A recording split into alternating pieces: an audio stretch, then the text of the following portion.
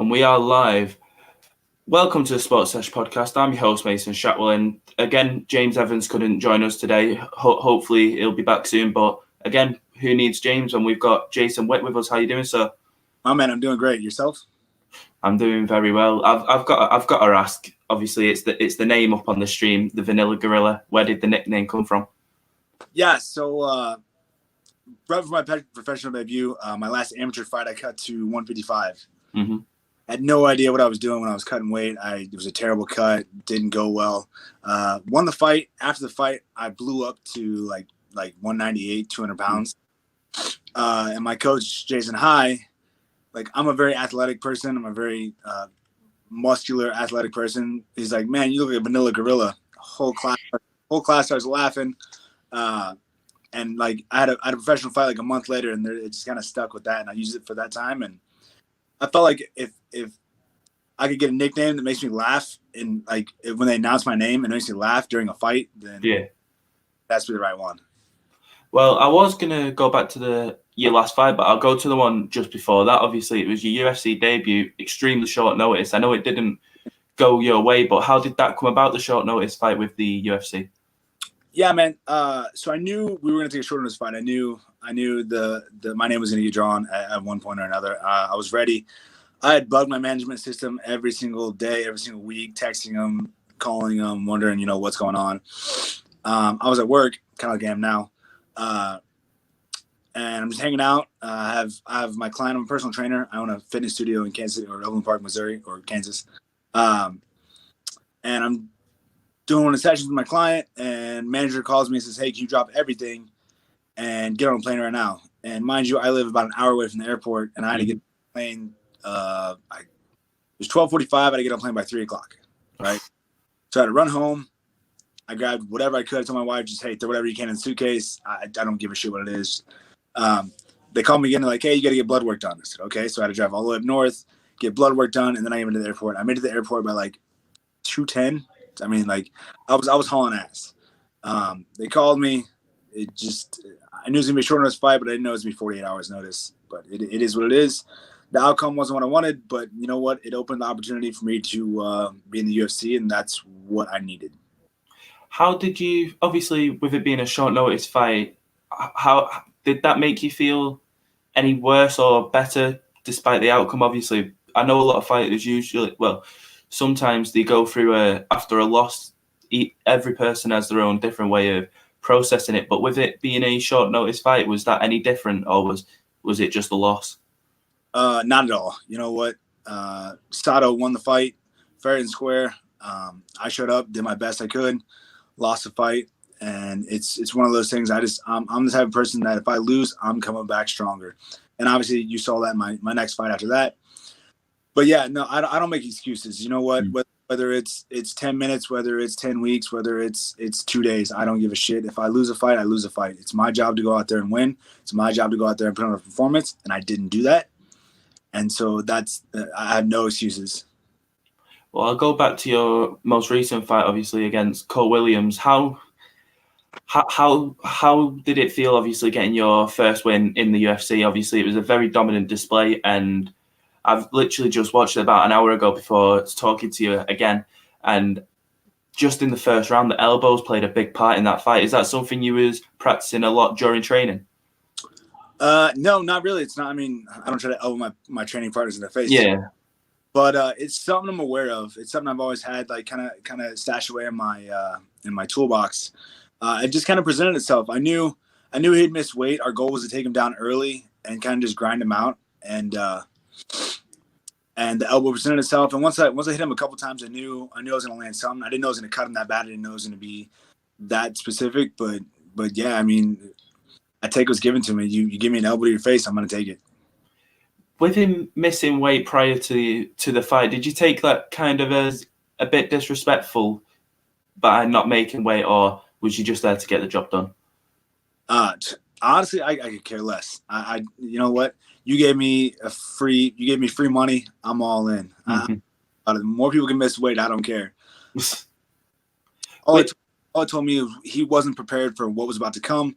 He wasn't as hard as I was. He wasn't ready for what we were putting together. With how dominant the fight was that with the first win being in the UFC, was that just a relief off your shoulders, being able to say you've had a win within the biggest MMA organization? A relief off my shoulders? Not really. I felt like it's just the beginning. I felt, and I felt like my first pro fight again, or my first amateur fight. Like I'm just getting started. It did feel good. It kind of gave a little bit of validation that, all the times that I took a 48 hours notice fight, or all the times I lost, or all the people said I couldn't do stuff, or just the rough days in training that you just put yourself through day in and day out. It kind of said, hey, this is worth it. This is why we're doing this. That's what we should feel.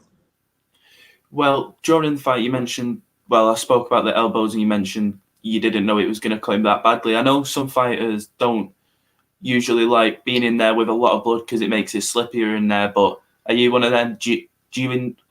It sounds a bit sadistic, but do you enjoy getting in there where it's all bloody in the fight? I'm in, man. I'm all about it. I don't care. Didn't cross my mind. Wasn't any second thoughts about it. Mm-hmm. I cut him. He was bleeding. I was just trying to finish him. That stuff doesn't bother me. I don't care. You know what? They say it makes it more slippery, but it actually helped me slip the arm triangle in. It was. Yeah. It wasn't. It wasn't like I didn't have to fight him for it. It just kind of slipped in, and he couldn't get out of it, so it didn't really matter.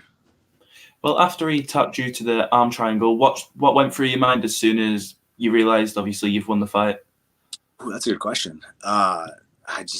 It was so much emotion. I can't really like wrap my head around that one. It's more just like, I remember yelling, just like, I have pictures of it, just blood. Yeah. I'm just tense. I'm like, it was more just like a sadistic savage. I guess you said it was sadistic, but it's like, I just felt like a savage. Like, this is what I was meant to do. Well, I know you're due to fight, is it March now, against Matthew Semmelsberger, I think it says on the Topology website. How do you feel leading up to that fight? I know it's a few weeks away now, but how do you feel leading up to that fight? I feel good, man. I just came off a win, and but I came back to camp wanting to put in more work, and I'm training harder with better than I ever have before, and I'm actually pretty beat up right now and tired. Sometimes I look forward to Sundays just because of the amount of training, the amount of work we put in at Glory MMA is different than everybody else. And the people that come to our gym, they see that. They understand, like, this workload it's different. It's not easy. We're putting in a lot of hard ass work. I feel good about the fight. I feel really like my game plan of what I want to do is what we're working on. And I just feel really confident about what I'm going to bring to the cage. If you could give a prediction now, how does the fight end? TKO round 2. Good stuff. I look forward to it. I'll just go to the beginning of your career now. I know you had a few amateur fights, and I know the amateur MMA scene within the States is a lot different than over here in the UK. How was that transition turning from amateur to professional MMA? It's not much different.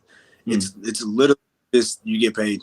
I mean, that's the only the competition goes up a little bit, but nothing crazy. Nothing like you're not going from like fighting amateurs to the UFC.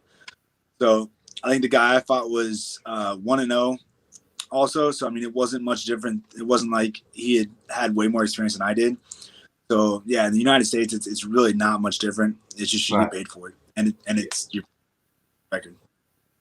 Something I'm always interested to ask fighters, obviously, it's quite rare within MMA where a fighter goes the whole career without losing. Obviously, you've got the special fighters, Khabib, Israel Adesanya, the guys that are currently undefeated and are at the highest level. How would you say you handle losses? Because obviously everyone handles them differently. Yeah, I'm the type of guy that, they say you have to have a short-term memory in this game, and you really do. But at the same time, you got to remember what you're there for. Like, I'm the type of guy that if I lose a fight, I'm coming back that next fight even stronger. I'm gonna put more work in. And like the good thing is, like, I just come off a win, and I feel like I'm doing the same thing. Like, I took that win not as a loss, but I won the fight. But I'm coming in to work harder because I want to do better the next. Regardless if I won or lost, but if I lose, I'm coming in to put in work.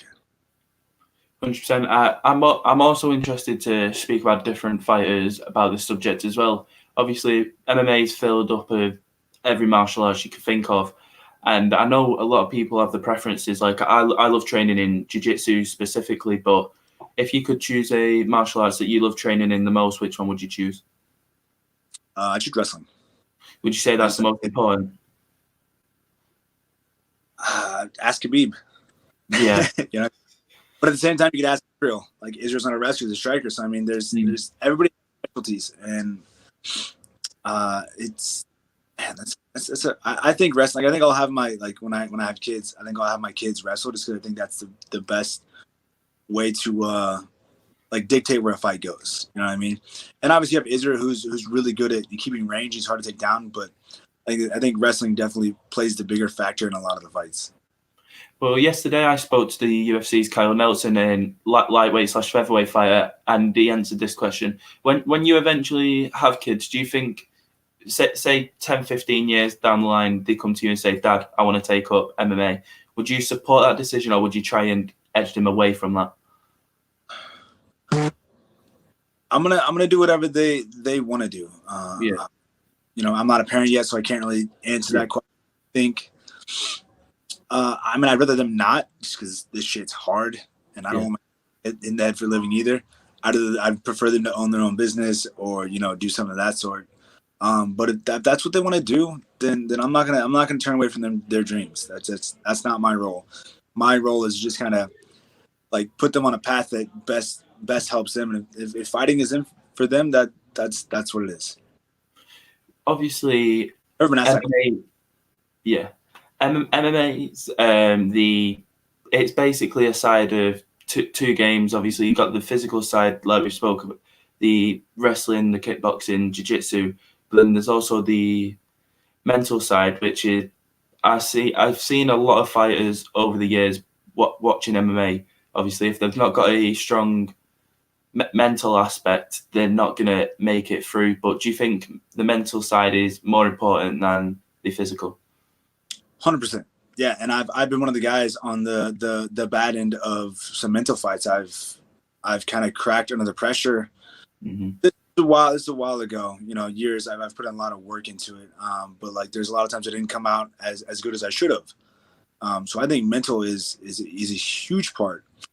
I know there's a lot of guys like James Krause, for instance. Yeah, I'm 1,000 times more athletic than he is. I'm way stronger than he is. But that man's mentality, his poker face, when he gets tired, you don't know it. You don't see that stuff break. So I think mental game is really like what you believe in yourself, and how keeping yourself from being tired is definitely a huge factor in fighting. I think it's might be more than physical. Mm-hmm. You know what I mean? It's hard to put somebody who won't quit.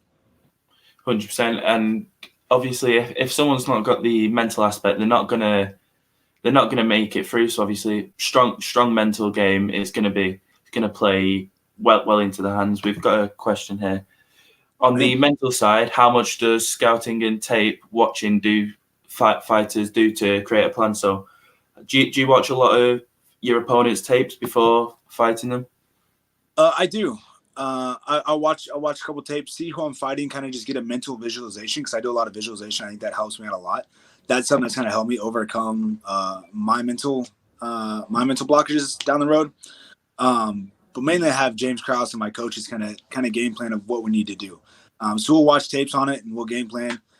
The last fight when I fought whatever his face is, can't even think of his name now. Cole. Yeah, thank you, Cole Williams. Whenever I fought him, I actually watched the fight like the day of weigh-ins. I watched his fights the day of the fight. Like I don't know. That's not something I've never done before, but I watched it and was just confident. Like, I know I'm going to beat this man. So yeah, I think obviously watching on a tape and just being comfortable, being familiar with the situations that you're going to be put in against that person definitely creates a better game plan for the fight. 100%. Would you say you ever get nervous before your fights? 100%. Absolutely. I think nerves is just means you care. Just means you care that you're in there. You know what I mean? If you don't care, then there's no point you being in there anyways.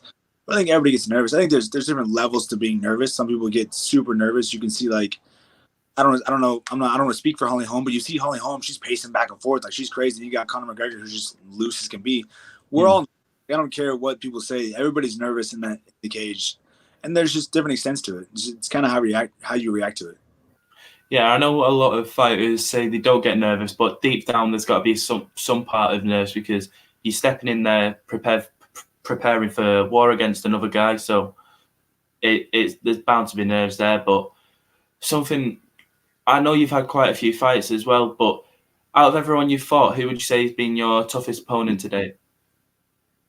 That's a good question. I fought Isaac Valley Flag. Wasn't my toughest opponent, but he's my first like UFC veteran. Like he just got cut from the UFC, and that was a big name for me. That was like, okay, this is a step up. Josh Tolley. Josh Tolley was a fight. He was out here knocking everybody out. I fought him for the Kansas City welterweight title, whatever that was. That was a tough fight. My eye was shut. We went back and forth, just throwing hammers at each other. I ended up winning that fight. The Valley Flag fight, I beat him up for 2 rounds, and it was a fight at, I think it was 160. I made like 159, so I was going a little bit lighter.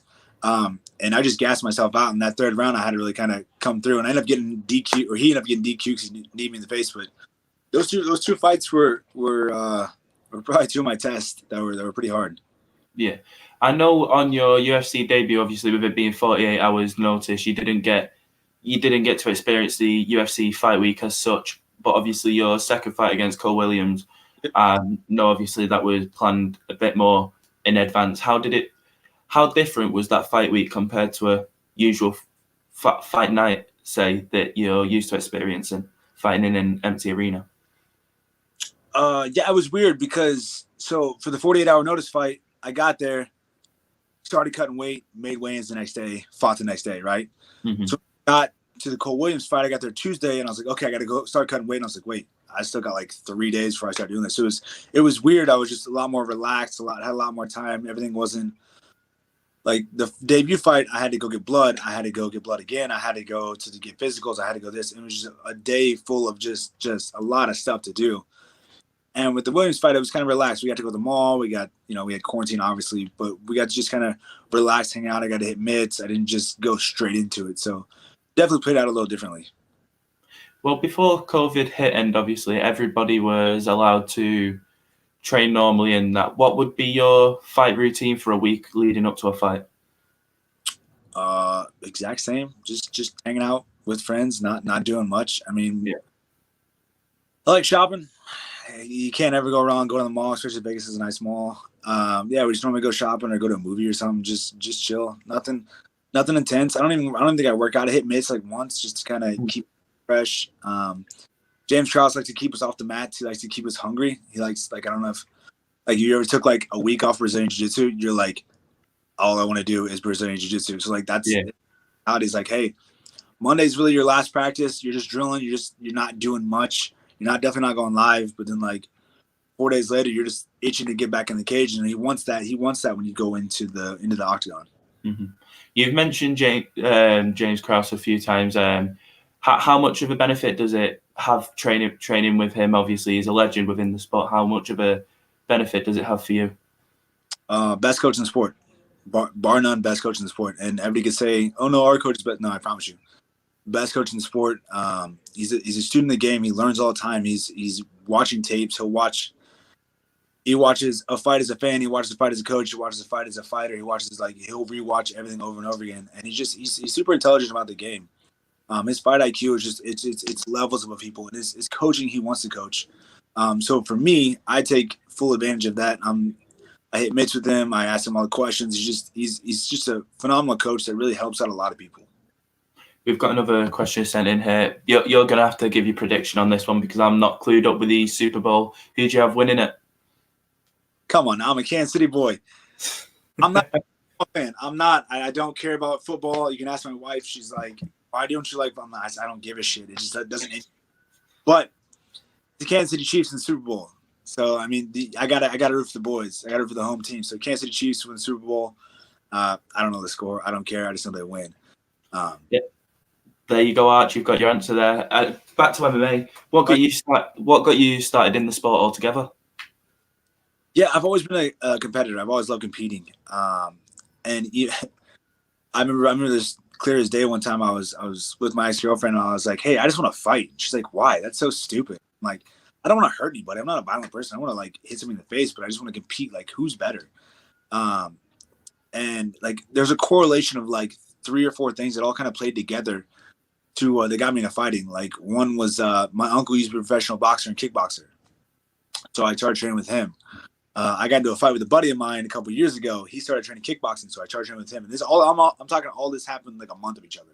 Mm-hmm. I get home one day and I jump out of my car, and this guy's having these people run around the neighborhood. I'm like, "What are you guys doing?" He's like, "We're doing strength conditioning." Like, they had tires and shit in their backyard. He's like, "Go to this gym." And I went to that gym that night, and that was Bill Brown, is my first MMA coach, and I started training with him. And like, all these things just correlated into me fighting. And then 6 weeks later, I took a fight. I hadn't even been training like 6 weeks before I took a fight, and started training, lost my first fight. And as the question before, like, when I lose a fight, I just keep trying, and I just kept training and training and fell in love with it. Yeah, I graduated from college and just kept moving into fighting. But yeah, all this correlated into just like 1 month of this is what I'm doing now. Well, I know you've been fighting for over a decade, including amateur.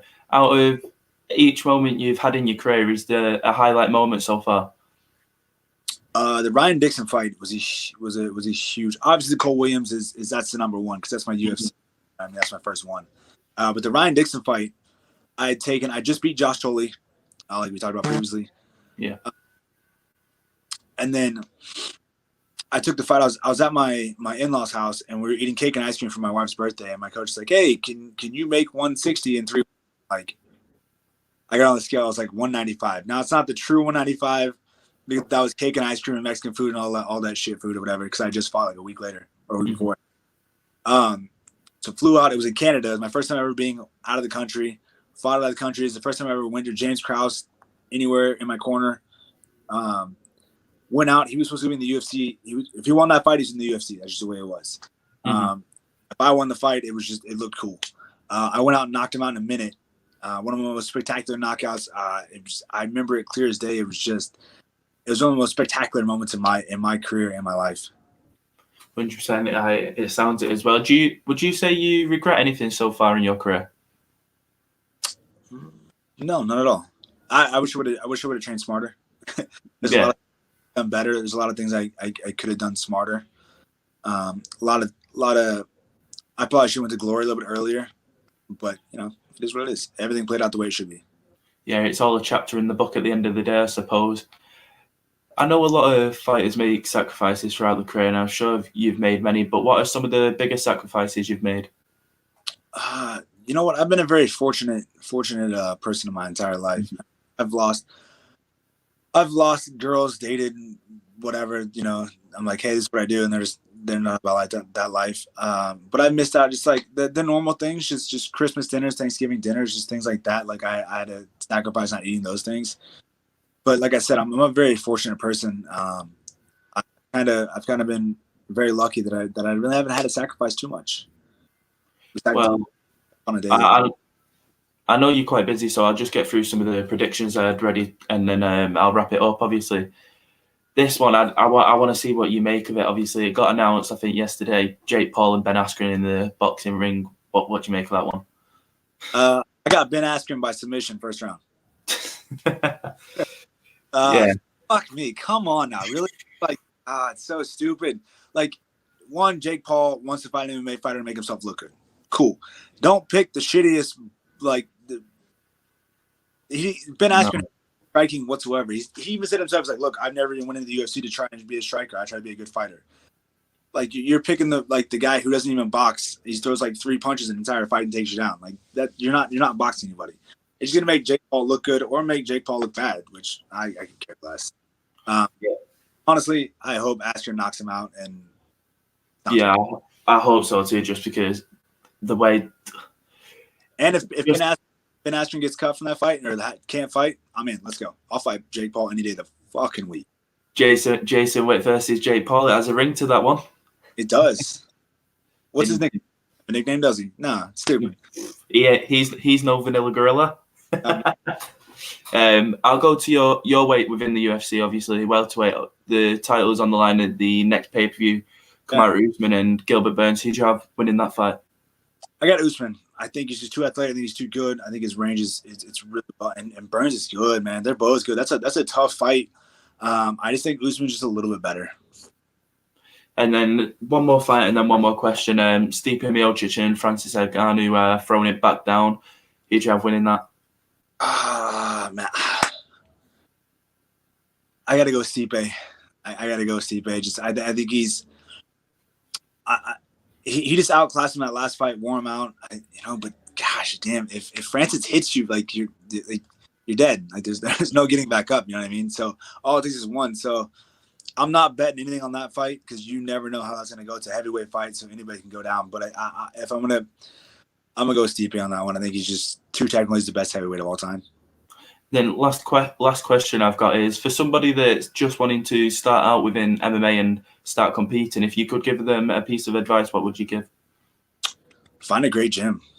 Find a gym like Glory MMA, and you'll be put on the fast track to getting better at mixed martial arts. I promise you that. You know what? Like James Krause always talks about. I keep mentioning him, but he always talks about like how training used to be. You just sparred each other. You just fought. You didn't learn. There was no drills. There's no mitts. There's nothing like that. That's just the way it was. And I grew up kind of close to that area, but we still had it was a little more organized. Mm-hmm. But to see these amateur kids these days that found a gym like Glory MMA and Fitness, man, they're getting so good so quick. So just finding that gym that has a good atmosphere that's not, not everybody trying to beat you up. They're actually trying to learn and be better, and it's more of a camaraderie. That's really kind of the biggest key, I think, for amateurs now. 100%. I appreciate your time today. And one last thing, Jake Paul, like Jason said it, Ben has to pull out. You're going to have to face Jason Witt. 100%. I'm lost for words with Jake Paul at the minute. But anyway, man, it's been a pleasure and it's been an honor to meet you and have you on the podcast. Cheers for joining us. Hey, man, appreciate you so much. Thank you for having me. Take it easy, man. I can't wait for your next fight. Thanks, bro.